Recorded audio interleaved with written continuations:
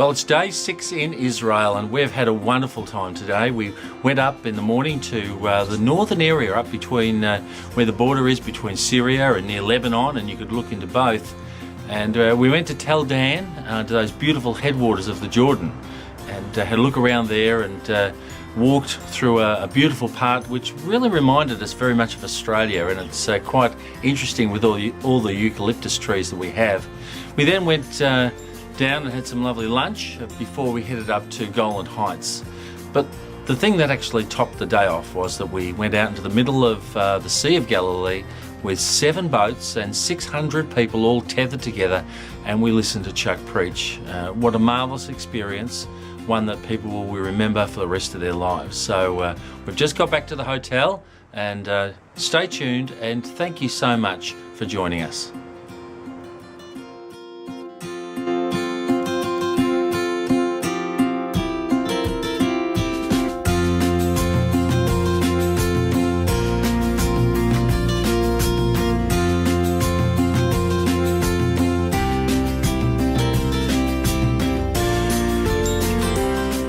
And each time the disciples respond in a very interesting way. The first time, when Jesus says this and Peter says, "You are the Christ," verse 31, then Jesus began to teach them that the Son of Man must suffer many things and be rejected by the elders, chief priests, and experts in the law, and be killed, and after 3 days rise again.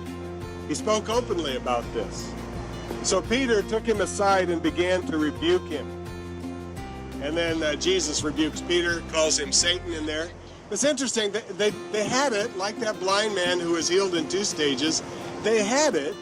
They understood that Jesus was the Christ, but they didn't have it.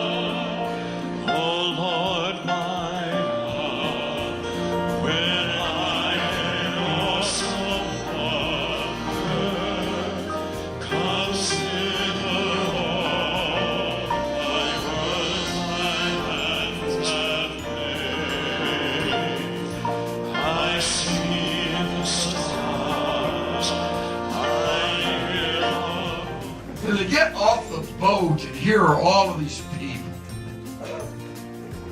Disembarking, he saw a great multitude.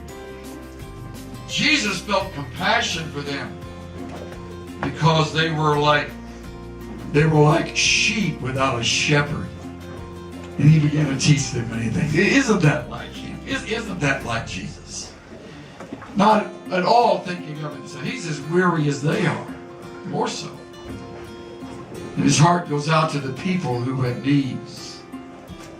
And so he begins to minister to them, and we read, it was already quite late. His disciples came to him and began saying, the place is desolate and it's already quite late. Send them away.